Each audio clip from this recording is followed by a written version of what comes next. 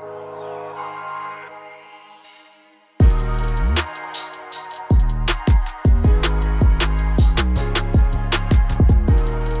Jordan. What's up, Michael? What do you think of EMFs?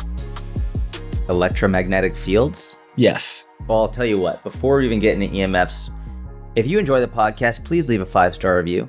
It would mean the world to us. They're super helpful, especially the written ones, whether you're listening on Spotify or iTunes. They help the show a lot. Now we can get back to EMFs. How's that J? How's that for a J there, Michael? That was strong. That was a strong little right hook, little pitch-ish. Thank you. We do appreciate all the reviews very, very much. But more importantly... Dude, I can't think of another topic that I know less about. Same. That's actually what I wanted to say. I don't even know why I knew what EMF was. Like, I'm shocked that I even had the wherewithal to know what that acronym meant. I think I know 0.04% more than the average person. So essentially nothing. All that I know is these like schizo right-wing Twitter, like people who are like 6 months to 3 years early on all their conspiracy theories talk about EMFs a lot. And I think I'm going to do a little bit of research is my game plan. But as of right now, what I know is that like smart established people say that something like AirPods or something like Wi-Fi or our cell phone are like do emit EMFs and do emit radiation, but at such a low volume that it can't be a carcinogen, that it can't like negatively impact us in any way. Whereas things that emit EMFs at a higher, I don't know the right verbiage, higher frequency, higher volume, whatever it is, more of them can be damaging for us. Like an X-ray, for example, if you were to get, I don't know, multiple X-rays every single day your whole life, that could add up. Again, I know nothing, but it's a rabbit hole that I think I want to go down. Man, that's definitely not a rabbit hole I want to go down. That is for sure. I'm definitely going to bring you down the rabbit hole with me, depending on what I find. You know what is really disappointing? I saw... Hang on.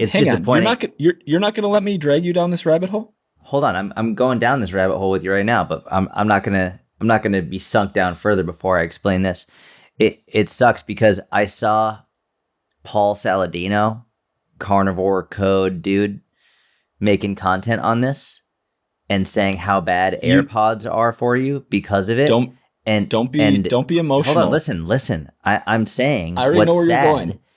I'm saying what's sad is that even if it turned out to be right, which I don't think it is, I still would have a lot of issues trusting it just because I've already seen that dude talking about it and about like, and he just used so much nonsense. Well, obviously it's a problem. That's why I said it's sad. But what if he came out and he was like, energy balance matters for weight management? Would you be like, nope, calories don't matter? Paul Saladino. Of course not. I'd be like, oh, this guy finally decided to tell the truth. Do you think that's a good reason to discount? No, of course it's not a good reason. It's like the literal worst reason. It's like the least stoic, least philosophically accurate, least genuine. It's like it's all terrible things. It's like the worst thing that you could do in terms of from a genuine for trying to look at it from a logical perspective. It's like one of the worst things that you can do. So no, obviously, but fuck that. Like I don't like the fact that he's talking about it makes me want to not talk about it at all. You know, like the fact that this guy's making content on it. The good news is in the comment section, people were like, dude, you're an idiot. Why is that good news though? What if he's right? You know what? If he's right, then they're wrong, including myself. But I'm just like very anti him right now. You first told me you don't know anything about the subject, but then you told me it was good that people disagreed with him in his comments. Yeah, I was just happy to see in general his comments are full of people who are like, dude, you don't know what you're talking about. In general, like whether it's carnivore stuff or whatever.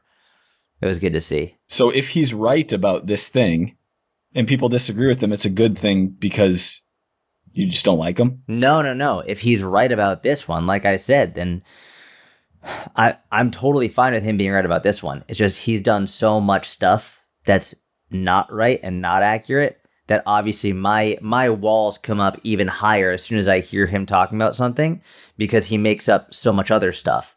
So as soon as I hear it, my walls come up even higher. Defense systems go on even more defense, even greater defense systems. But if he's right, then like great. I won't hold it against him just because it's him, but I would like to. I think we should strive to evaluate the evidence rather than the messenger. I think that would be a good standard. I think that you're right, and you're a better person than I am. So I need to get on that level. All right, we're moving on to a new topic. This was way less fun than I thought it would be. All right, Jordan, how's your nutrition been? I'm starting a cut today. Starting a fat loss phase today. So interesting. How come? I just got fatter than I wanted. What was the top weight you saw on the scale? 159. And the range you like to be is like mid 140s to like mid to upper 150s kind of? Yeah, like 148 to 152 is my good range. That's like the happy medium range. Like the lower end is like 143. That's like the lower end, and 155 is usually the upper end. But I've just been like, nah, fuck it. I just really haven't been caring at all. What's the goal of the cut? Lose fat, you know. Do you have an amount in mind, or do you have a duration of the cut that you're going to do? No, I just want to be. No, it's literally just get to like probably minimum of 148. Minimum 148. Tracking. Already started tracking. Just started track my breakfast, dude. Breakfast is fiber king, man. Fiber king, dude. Check this out. 48 grams of fiber, 41 grams of protein, 532 calories. I mean, come on. What did you eat? I had my bran buds, right? So I had my bran buds. I had some blueberries. I had some Zen basil seeds. I had 2 000 Greek yogurts. Nice. Dude, I haven't been hungry in a long time. You know what I mean? Like I just haven't been hungry at all. Like anytime there's even a hint, I'm like, I'll just go get a snack. You know, I just need to get hungry again. Just a little bit. It's good. That's a good thing. Not just from like a physical perspective and a health perspective, but I think there's something like spiritual / right about taming that impulse. Yeah. Because I'm in the same boat. For the last 5 weeks, I've been in a small surplus. I haven't really been hungry either. And my food quality hasn't been the greatest. And when I'm hungry, I just eat. There's something definitely net good about having some restraint, at least for periods of time on that front. I didn't know you were in a surplus. Did I know that? I thought you were in a deficit. Why would I be in a deficit? I don't know. I thought that. Are you in like just a mild surplus, like a couple hundred calories? Depends on the day. I would say overall, yes. On average, probably 300 to 500. So like a reasonable surplus. And you've been feeling good? Lifts have been feeling good? Oh, I mean, that's the best part. Training sessions feel incredible. Just putting those carbs to good. What's your main pre-workout carb right now? I mix it up. A couple packets of maple brown sugar oatmeal with a banana and potentially some blueberries in there. Protein too? Well, sure. I'm just checking. I didn't know if you said, what's my pre-workout carb? I was telling you the carb source. I know. Just checking. Just making sure you're not going down that like EMF anti-protein wave. Dude, I can't believe you let your dislike of an individual cloud you from the actual issue at hand. That's very unlike you, actually. Dude, it is. Yeah. Has he been popping up on your feed a lot? Yeah. I mean, even if it's not his page, people repost his stuff all the time. So yeah, I see him all the time. People that you see repost his stuff hating on him. Sometimes, other times, like he's just on my explore feed. People like just showing up from different podcasts or interviews, anything like that. Oh, interesting. You're getting more fitness back in your content consumption. You know why? Ever since I've gotten really into mobility, and I've been, I only do jiu-jitsu 2 times a week right now. Like my whole feed is mobility. and obviously nutrition. There's always been some Is fitness, he a big? but like Oh, okay. it's no, it's mainly mobility, but there's like nutrition as well. Not as much like comedy type stuff. Unfortunately, not as much. No. Oh, I can't believe you know how you have the thing. I'm going to show you this. You know how you found the thing on Instagram where you tap Instagram and you can just say like, "Hey, go to the people that you follow." Yeah. Well, and you have to do it every time you go on. Oh, you found a way to make it permanent? Yeah, there's a way to make it permanent, but Instagram is so smart. It's only for 30 days at a time, which is better than having to do it every time. But like you go into your settings and you scroll all the way down to right now. So there you go. Scroll all the way down to content preferences. And then there's a button that says snooze suggested posts and feed. And it says suggested posts are hidden in feed for, oh, that's cool. It's counting down. So 27 more days. So at the end of that month, you have to go in and click it again. But it's actually been really helpful for me for not really scrolling as much. It's been wonderful. I don't get suggested posts. That's amazing. Yeah, it's been great. Yeah. I need to do that. Although I don't really scroll Instagram, but a YouTube Shorts or a whatever TikTok's version of that is, which I don't think exists. Twitter. Yeah, I mean, Twitter just has a following, but my following on Twitter is it's like watching paint dry compared to the explore page of like what isn't there, you know? I would love to know how. I don't spend any time on that. Eddie Hall, you know who that guy is? Yeah, of course. He was in like seeing him knock out those two dudes. Yeah, like Yeah, stuff that was like crazy. that, or like gas station footage. Probably 1 in 10 posts on my Twitter for you is like the surveillance camera of a gas station. And Those then are there's always either a great videos. shootout or like a 4-on-4 fist fight or like things just go down at gas stations. As soon as you see a gas station, you know you're about to see something sick. Like it's going to be nuts. And unfortunately, you know, this could borderline be an argument for censorship. Like a lot of those videos go too far now to the point where they'll just show People someone die. get murdered. Yeah. Yeah, They'll just show someone. We see people die all the time. It's insane.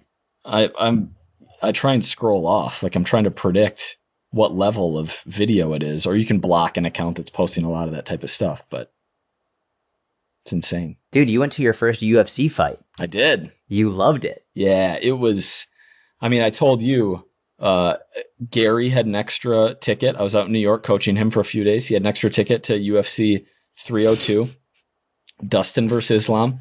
And with 6 seats. Gary had 6 seats. yeah, they were like incredible. 4 seats, second row. Incredible seats. An amazing card. Yeah, it was.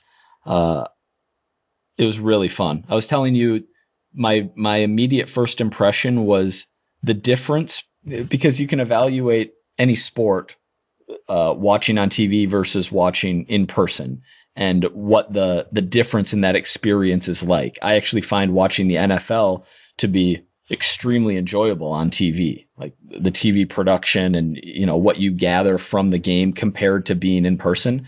I really like watching football on TV. The NHL is a sport where being there with decent seats is way better than watching on TV. UFC, watching on, like, being there live, the intensity of it compared to buying a pay-per-view, watching on TV, is night and day. It might be the biggest gap in terms of enjoyment of watching live versus watching on TV. Yeah. I think it makes total sense from the perspective of the music, the lights, the environment. Also, because you were so close and you had such good seats, That's it part makes of it. sense. I've been to one UFC, it was a long time ago, and I was so high up in the stands that, like, I was just watching the Megatron or whatever it's called. What's the video thing? I don't know what it's called. Watching the Sounds video right. screen.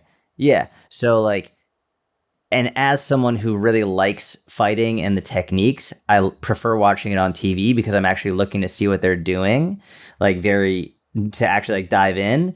But it's the atmosphere of a fight is just, it's unlike anything. Especially the UFC. Their promotion is unbelievable. The production is just outrageous, and it does make me think back to the Coliseum times where Mhm. it's like when you get a stadium full of thousands of people watching people fight, not just fight, but fight to the death. I couldn't imagine the dopamine rush that those people would have, because especially in their day-to-day lives, they don't have the dopamine. They don't have the ease of access to dopamine that we have, Mhm. right? Their day-to-day lives are relatively mundane. And then all of a sudden the emperor announces we're having new Colosseum fights. We're having a new gladiator, and they announce it months in advance, and people just get so excited for it. The huge buildup, and it's a multi-day event where people are literally fighting to death. I couldn't imagine like that rush that people got watching that. That must have been insane. So I think today the UFC or any mixed martial arts event is the modern day Coliseum style, and they just do such a great job with the whole production. Yeah, it was very fun. And now you're a big fight guy, big Dustin Poirier guy. I was rooting hard for him. Dustin Diamond. Diamond Dustin. I told you the thing about UFC is I'm asleep. Like, I would watch it, but I'm asleep for every single fight. And so, not every fight, but every main card, basically. Yeah, the prelims, you're getting ready for bed. Yeah. So and you almost got in a fight with some Dagestani dudes. Are we talking publicly about this? Yeah. Dude, I mean, this you was didn't get in a terrifying. fight, but you almost got in a fight with some legit fighters. Some very legit, like one is in, I'm not going to name names, but one of these guys who are all rooting for Islam, what happened was the people in the row behind us left after the Sean Strickland fight, after the second to last fight of the night. So there were empty seats behind us. And then in the third round of Islam versus Dustin, 4, 5, 6, 7 of these Dagestani, fighters / Islam's training partners / friends / who knows, but, frightening individuals with mangled ears and, the chin beards and yelling with very scary voices, came behind us. And, it was intense, right? The fight was intense. It went to the middle of the 5th round. And I'm going to leave it at that. But yes, it was very intense. And fortunately, you didn't push, didn't shove, didn't say any, had no choice words. Look, what am I going to say? I looked around and I was like, this is not, there's no good outcomes here. I wasn't that emotionally invested. Dude, it's so crazy. I might get the numbers wrong. I was watching this video explaining how many UFC fighters come from Dagestan. And I might get the numbers wrong. I'm pretty sure it said 40% of the Russian fighters come from Dagestan. So 40% of the fighters from Russia come from Dagestan, which is crazy because Dagestan has a very small population. It's not huge. And the way that this person analyzed it said that imagine if 40% of the UFC fighters from the United States came from Arizona, for example. Like if you're seeing 40% of the American fighters coming out of Arizona, you're like, something's going on in Arizona. Like, how are all of these fighters coming out of Arizona? That's what it's like in Dagestan with these young kids, dude. They get into fighting from a super young age, and they're literally bred to fight. It's absolutely insane. Yeah, that's accurate too. Dagestan, 3 million. I think the population of Russia is around 150 million. Arizona 7.4. The U.S. is in the 300s. That's crazy. Yeah, insane.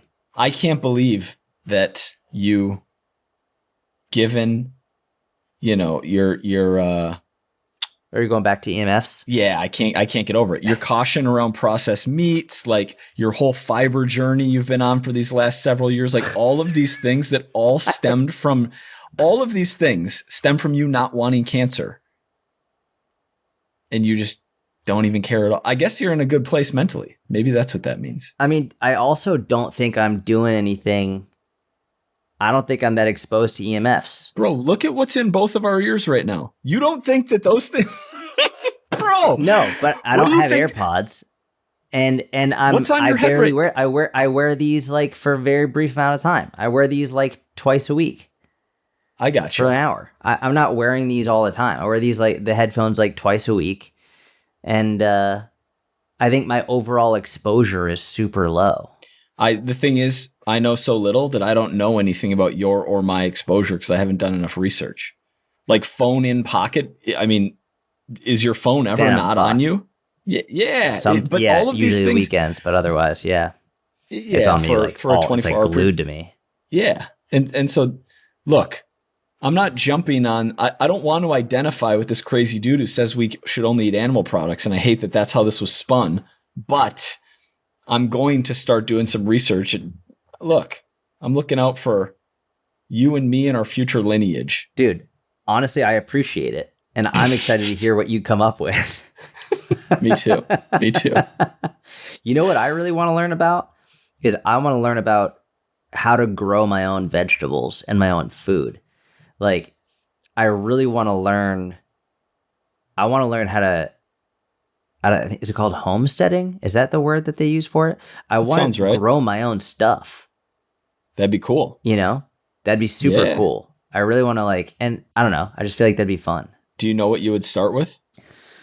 Well, I mean, this obviously isn't vegetables. I like the idea of having chickens so I can get eggs, which is, dude, it's so crazy. And I don't know much about this. I know very little, but I'm pretty sure they lay an egg almost every day, if not every day. Paul Hens do. Saladino has chickons. You know what? I'm never having a chicken. I'm just kidding. I don't know that he does. No, Yeah, dude, they lay an egg every day, I think. Do they lay one every day?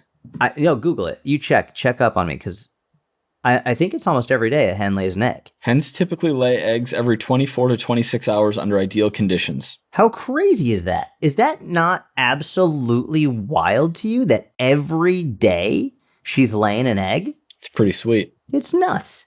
And I was like, man, I would love to have eggs, like fresh eggs. So, I mean, I'd like to do that, but like with everything, I think it's probably more work than you realize. So, you got to keep the coop clean, da-da-da-da. So make sure that foxes and stuff can't get into it. That would be a good use of time, though. I agree. If you were to spend a half hour doing whatever putzing around outside with the hens type of work compared to some kind of sedentary form of relaxation, it'd be a cool thing to add to the day-to-day. Yeah, I agree. So I'd like chickens. I don't know which. I'd like tomatoes. Tomatoes, I would love to grow my own tomatoes. I eat a lot. Tomatoes. But the thing is, like, I don't know how. This is just going to show how much I don't know. Like, I eat a lot of tomatoes. So how many can I grow? And then once I pick them, how quickly do they grow again? And you know what I mean? It's like going to the grocery store and just getting a bunch of tomatoes is way easier. What's realistic in terms of how many tomatoes can one dude actually grow in a relatively small space? Can I press you on reasoning for this in terms of, it would just be a fun hobby? What if the global food supply shuts down? Our food is being contaminated, like cost savings. Like, what are the reasons in order? The main reason is I want my daughter to, like, I was trying to think, like, what would I want my daughter to see me doing? And what would, like, what memories would I like her to have of us together? And I remember going to my friend's house. His name is Jeff Woodard. And like his mom had a whole garden where they would pick foods. And I'd always be like, man, that's amazing. And I really want her to have great memories of doing things that she would like, not only be happy about and excited about, but also things that could also help her and her family. And that's a skill that is just, it's an invaluable skill. And there are so many positives that come from it, whether it's food supply is tainted or whatever it is, being able to provide for yourself, that I think that's just the ultimate.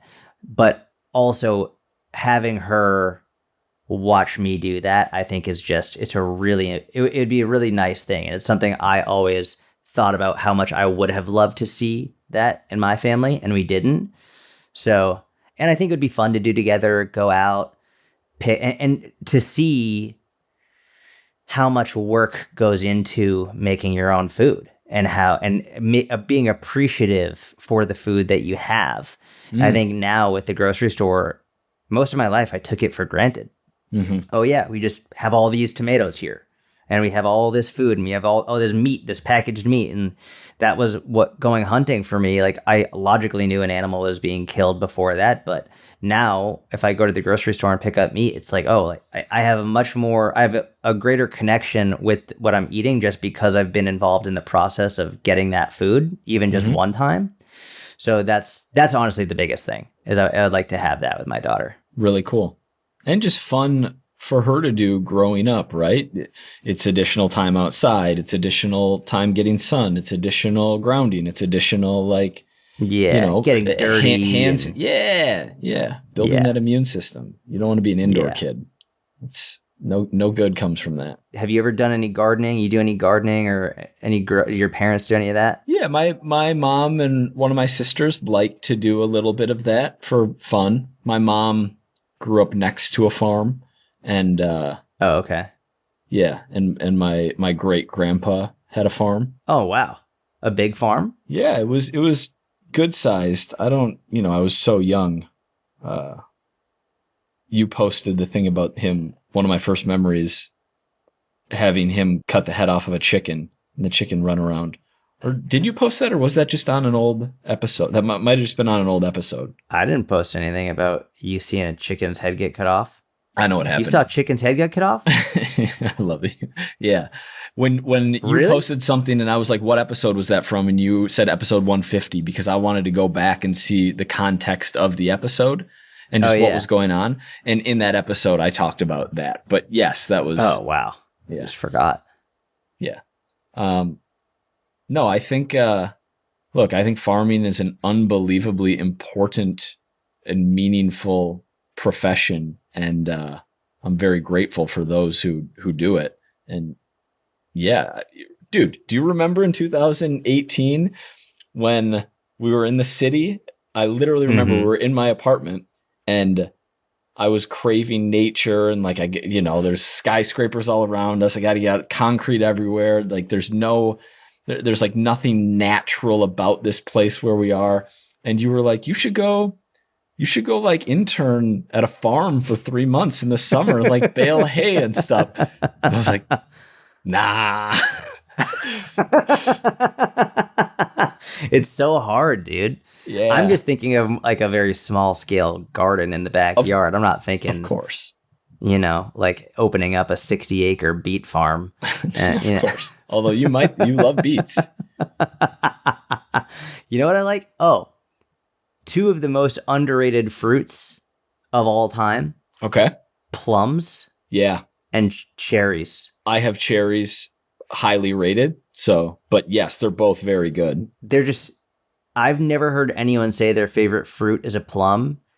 And even me, when someone asks what my favorite fruit is, it doesn't even come to mind in my top 3. But my wife got plums the other day and I was like, this is absolutely in my top 3 favorite fruits. It's an amazing fruit. A good plum is very good. The downside of a not so good plum is that they're quite flavorless. A good flavorful plum is outstanding. It's just so good for you. It's delicious. It's good for you. Yeah.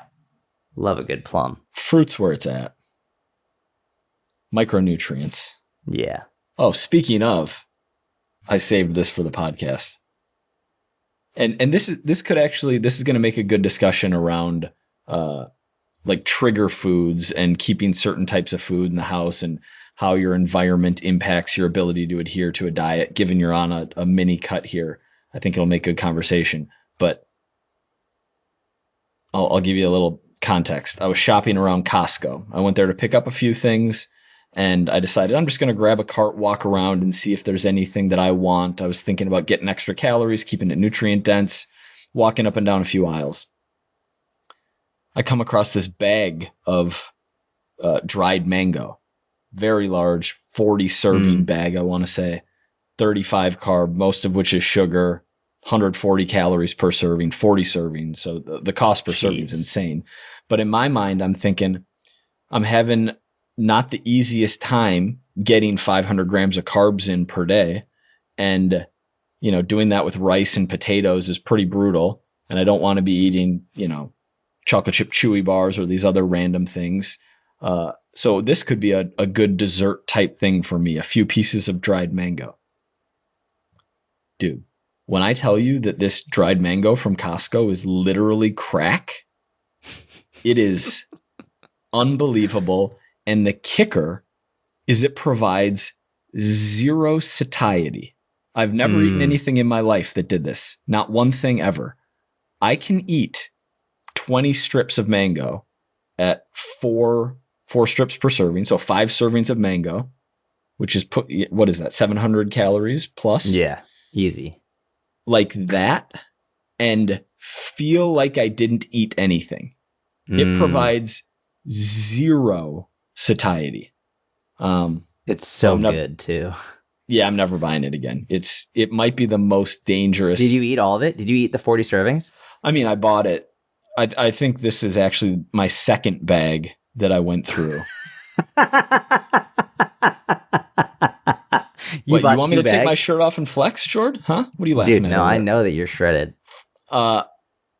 Yeah, I bought 2 bags. Well, I bought 1 bag and then it was delicious. And then I bought a second bag and that was delicious too. Was it just regular? Or was there sugar added? It was just regular. No, there's added sugar. Oh, there is added sugar. Oh, those are super dangerous. Yeah. Yeah. Interesting. But it's the fact that no other food has given me that level of, I could just keep snacking on this forever with no feeling like there's nothing in my stomach afterwards. Yeah, dried fruit will get you. There was a period of my probably like 18 to 20 when I had so much dried fruit because I was just like, didn't know? Oh, it's fruit? Well, I was like, it's fruit.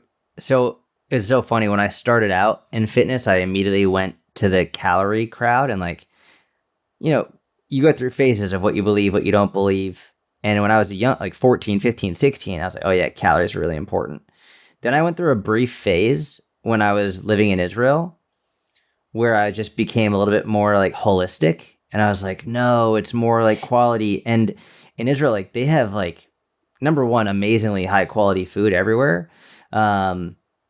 It's a tiny country. It's the size of New Jersey. And so everything is made and grown within like it's all local and they have amazing mangoes and fruit and everything.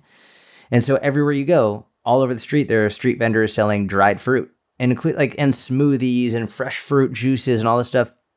And I remember I was just like, I would always go buy dried fruit. And I was like, oh yeah, it's so good for you. It's just fruit. It's just fruit. I would eat these huge, huge bags. And it was funny because when they have it in these markets, especially in the Middle East, and I would imagine other areas in Asia as well, when you see like, a market in India in the movies, they have this massive table. It's huge. It's a huge table with all these different spices and dried fruits. And if you want it, they scoop it out and they put it in a plastic bag for you. It's not like it comes prepackaged in a bag with a logo on it. It's just you pick your own and you scoop it out and you put it in your own plastic bag. That's how it was. So it even has this even greater health halo effect because you're like, oh, this is like my fruit and I'm putting it into my bag. It's not from a company. There's no logo on it. There's no nutrition label on it. It's just, it feels even healthier just because there's none of that. And so, man, I used to just walk around the city just with my bag of dried fruit, and dried mango is the best by far, but also dried bananas is dangerous as well. Dried Super pineapple. Good. And pineapple with added sugar is better than any candy I've ever had in my life. Like dried pineapple with added sugar is the single greatest. It's unbelievable. It melts in your mouth. You could eat it. It's drugs. Yeah. Yeah. Without the physiological dependence. I'm not a complete idiot, but for all intents and purposes, it could be a cigarette. Could be. Might actually be. It might be vape. They might put dried pineapple in those vapes.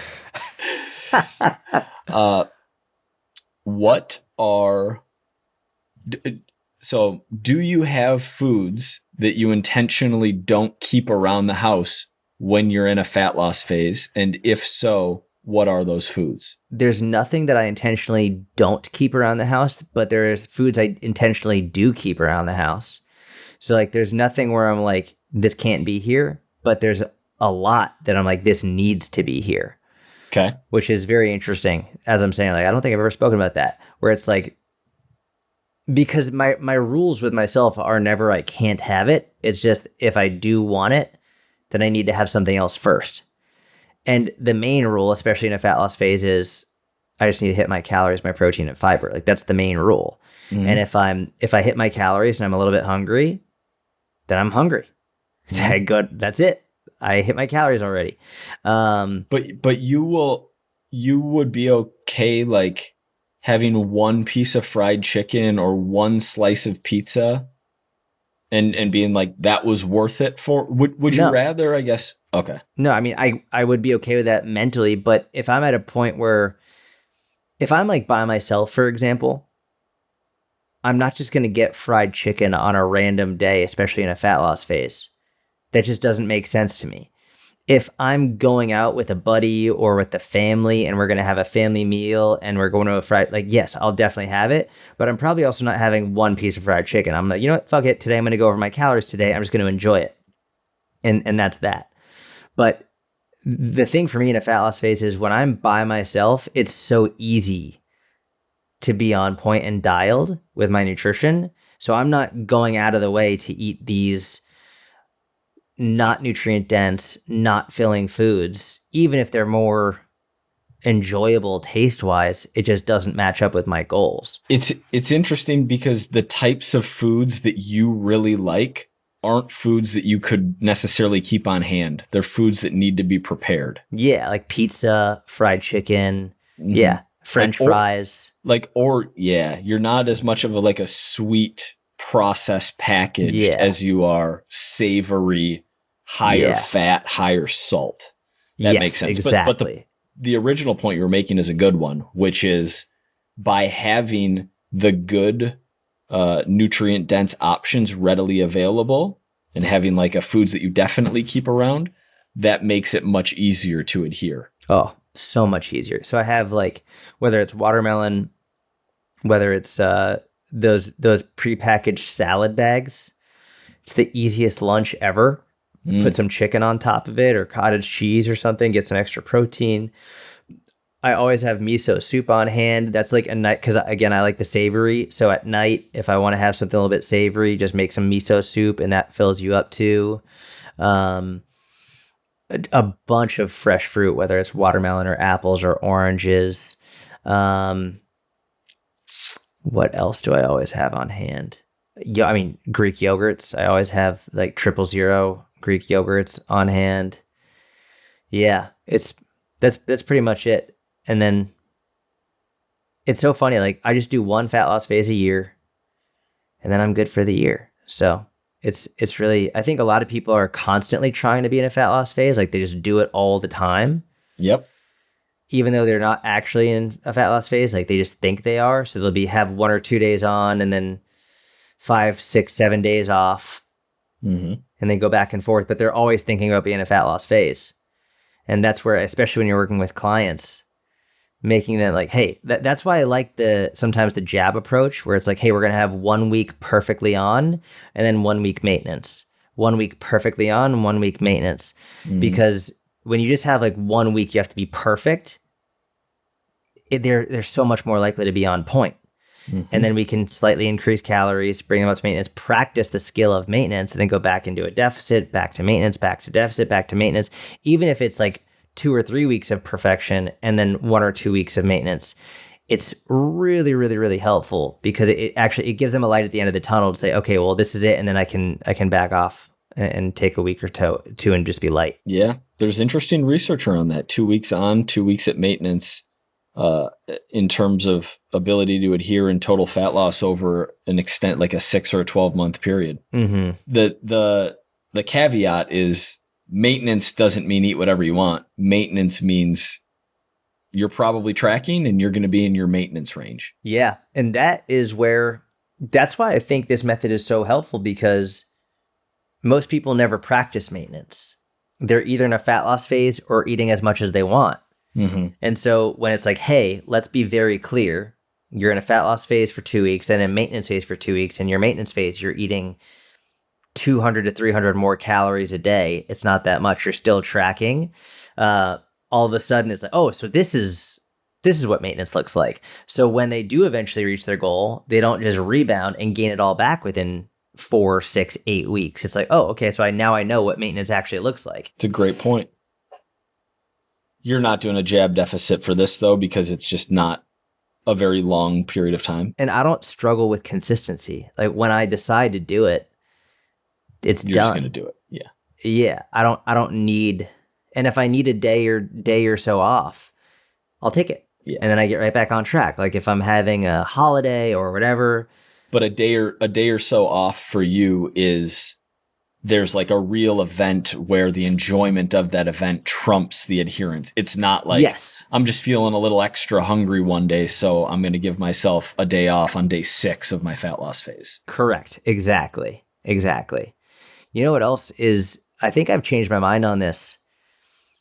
When I was younger, and even not that long ago, actually, a major recommendation that I would give, and I think many people still give, is if you're going out to an event that night, for example, just don't eat, or like really, really, really reduce how much you eat. And I've actually, like leading up to the event, and I actually think that ends up backfiring because people will get super hungry and then end up overeating at the event. Whereas if you can fill up and not necessarily eat normally, but fill up on a lot of protein, a lot of vegetables earlier in the day, don't be hungry going to the event. Be full going to the event on protein and vegetables and fruit, and then enjoy yourself. Oh my gosh. It's like the same thing. You don't go to the grocery store hungry. Don't go to an event hungry. It's a terrible idea. Yeah, that's spot on. That's really good advice. I like even like 50 or 60 grams of protein right before you leave, especially if it's the type of event where you're not going to sit down right when you get there and be able to order a steak and have protein be the first thing you eat.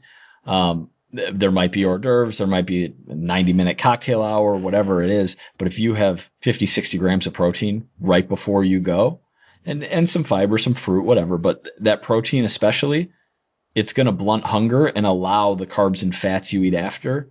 You're just going to eat fewer of them in total because you had that protein. Yeah, so true. I'm with you, though. I don't, on paper, it looks like it makes sense. We're just going to fast the whole day, and then you have 1,800 calories at the event. But you can easily go over that, especially depending on the food choices that are available. And most of these places aren't like loaded with lean protein. You might get very lucky and like, oh, they're passing around chicken skewers, but you can't bank on that heading into most events. Dude, if you're going to a Mexican restaurant and they're chips, good luck. Ha! Good luck. Ha! Good luck.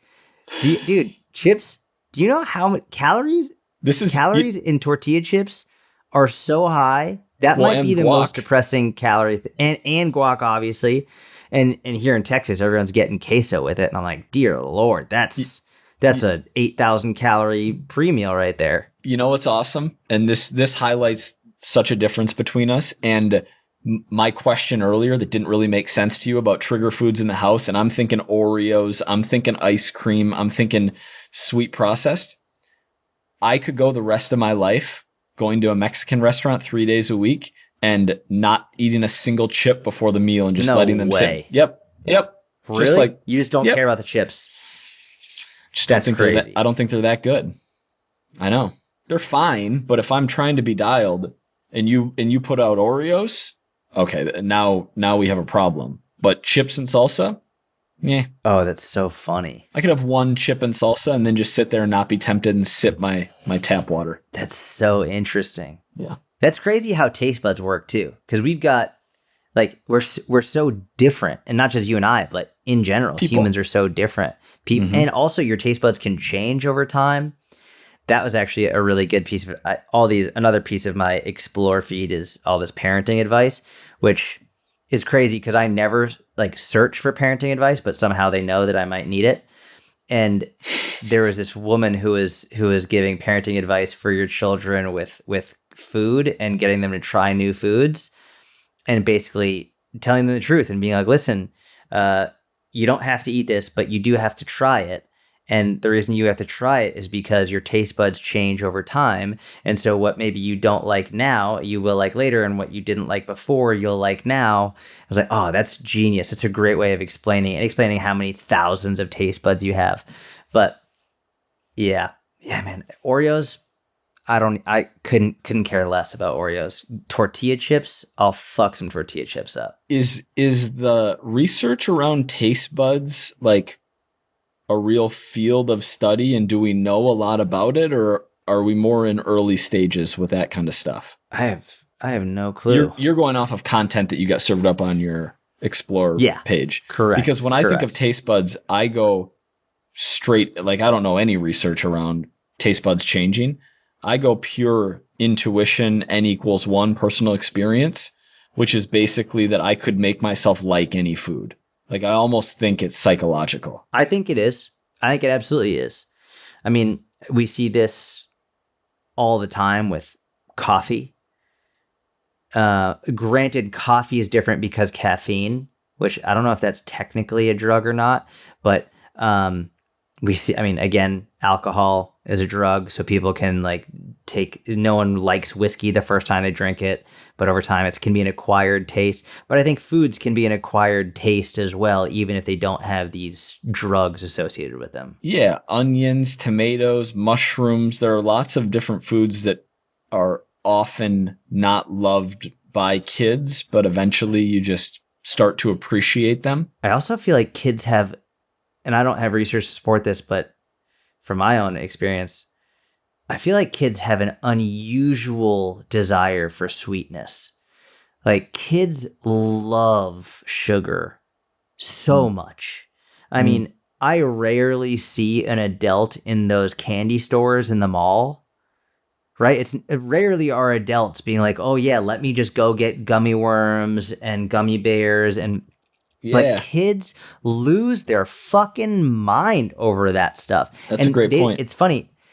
Adults will go more for the high sugar, high fat options. So like maybe the Twix chocolate or the Reese's cups or that stuff. Whereas kids, they go straight sugar. They literally have pixie sticks and they will fucking eat sugar. Like, kids have a very, very unique relationship. And I would think like, maybe their taste buds are more prone to, or maybe they just want sugar more. I don't know. But it definitely changes as you get older. Good point. It's a good point. You don't see adults walking around Dylan's candy store just slurping down gummy worms. Yeah, and if you do see an adult just standing around there with all those kids, might not be a good sign. Shouldn't be an Jordan's adult. On predator alert. Yeah. Yeah, that dude is just standing there looking inside. You call mall security immediately. You don't go anywhere with that guy. Yeah, taste buds are interesting for sure. You've seen the videos, I assume, of like baby's first ice cream bite. Oh, dude. Not only have I seen them, my daughter, I like have done. Oh yeah, it's the best. Some of them are that's why I said them and not yours, because there's a scale to the reaction that you'll see, but some of them are borderline frightening. Oh yeah, where they like their eyes go really big eyes and they just like shoot up, they reach out, like it's there's like a delayed reaction to it. Just eating something that they've never consumed before, that has had 9 figures, potentially 10 figures invested into making it as palatable as possible. Essentially a chemical. A lot of these foods. Yeah, everything's a chemical, but like, you get what I mean. This isn't a one ingredient food. Engineered specifically for this one purpose, for maximum consumption, for maximum bottom line for these businesses. And just seeing the kid react to that is, I don't know. There's something dystopic. Look, I'm not right, and I'm not saying don't give your kids ice cream ever. Like, obviously not. That goes against what I believe about flexible dieting. But there's something dystopian about the more extreme versions of those videos. Yeah, and it's funny. We give our daughter ice cream or cake or whatever, but it's not every day. And she'll ask. She'll be I've him. And be like, oh no, not today. We had it yesterday. We don't need it today. But it is funny because I think she's like me. When I was a kid, my mom would always laugh and tease me because at birthday parties, I wouldn't eat the cake. Like I don't like cake. The only cake that I like is ice cream cake. If there's ice cream cake, I'll eat it. But regular cake, I think, is gross. I don't like it.